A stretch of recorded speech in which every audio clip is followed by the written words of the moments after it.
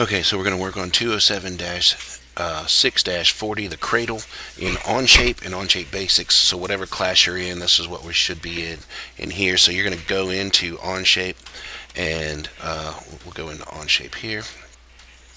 Let me close that real quick. And I'll close that real quick too because I don't need it. Alright, we're going to go into OnShape, and you're going to go to classes right there, and you're probably going to click on Tech Drawing or Engineering or whatever class that you're assigned to find this, and you're going to find 207-6-40. Alright, so when we start it, I'm going to start mine this way, 207-6-40, and this is how I would start mine, but you're going to click, you're going to find the one in your classes. Make sure you find the one in classes.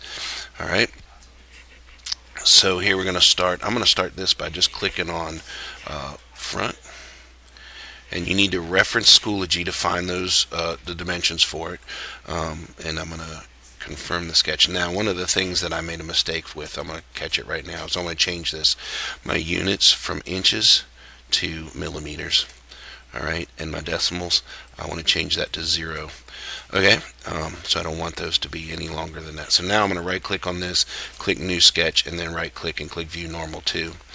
Okay, then I'm going to go ahead and sketch out what I want, and I'm going to sketch my part, just kind of sketch it a little bit here, kind of get close to it. Let's see if I can add an arc in here, something like that, and that's fine. I'll get close to it. We'll worry about that in a second. Alright, I'm going to draw the line that goes from here over to here, up to here. I thought I could get close. I couldn't. Alright, that's okay. If I couldn't get there, I'll do a 90-degree thing here. Alright, I'm going to do midpoint, and I'm going to do the midpoint of there to here to here, and that should snap that down there. Okay, do an equals constraint and say I want this one and this one to be equal to one another. I'll say that I want this and this to be equal to one another, and I'm going to say that I want this and this to be equal to one another. Alright, I'm going to do a let's see, I want to do is it a coincident constraint? I want to do a horizontal constraint between this and that endpoint there, so that pops that up the right size. So now we got this, kind of used all my constraints to get it the way I want it to be. So I sketched, then I constrained, now I'll dimension. So I'll put dimensions on here. I'm going to start with the base, that is just 12. The length of it right there is 150.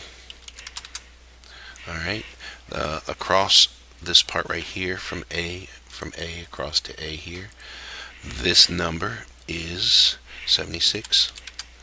Alright, my radius, let's fix that because that looks weird. My radius on that is B, that's 26. Alright, then we'll look at the overall height from here up to here is, the overall height is D, that's 58. Alright, and looks like we're fully constrained at this point. I think we've put them all in, except we'll finish this, and we're going to extrude that right there. When we extrude it, I'm just going to extrude it back the other direction, and that is H, and that distance is 50. Alright, so we should be good there. Alright, so I've got that, my part's done, right? And you can turn these off, you don't have to. I like to just see the part, that's just me.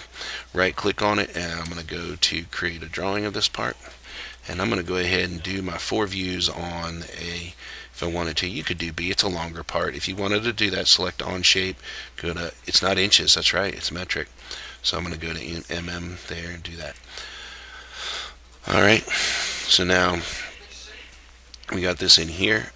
We'll go ahead and I'm going to just do the depth of it right there, 50s, right, we'll do that right away. There aren't going to be any hidden lines in any of them, but you should right click on these and just to make sure, so there's no hidden lines there, show hidden lines there. This one will have hidden lines, so I'm going to show hidden lines there. There shouldn't be any tangents. You can do the or remove the tangents if you wanted to also do that. Alright, so I'm going to come down here, click on this line, and I'm going to put that right where that one lines up. I'm going to also do one that goes from this line to this line right here, and that's 58, so that's good. I'm going to do one that does the overall length. I'm going to get this one up here. I want to do the length of the part because there aren't many on this one, and so this tells us the width and the length. Then I'll worry about this one also. From here over to here is 76. We'll put that right in the center. I'll put a dimension on the one there, that's the circle. I'll click on that and put this right through here like this. I like that lined up. I'm going to use the center mark and put the center mark on this so we know what that is. And then let's see, I think that's all of it. That's all we need. You can also, and probably should, do the centerline bisector right here and go between those two things right there. And that kind of sets a center line through that. All right. Okay, so then we've got our name, we've got the date we created it. I'm going to double click this one, backspace over that or delete that right there, put in my title of it, oops, Cradle, and then finish that one, and I'm going to change my part number here to 207-6-40. Click that, and at this point, double click the mouse wheel to zoom to the extent. There's a submit button. You should click submit, and you should also go to file, come down to print, and create the PDF file of that right there, and save that. You might want to save it as a different name than this right here.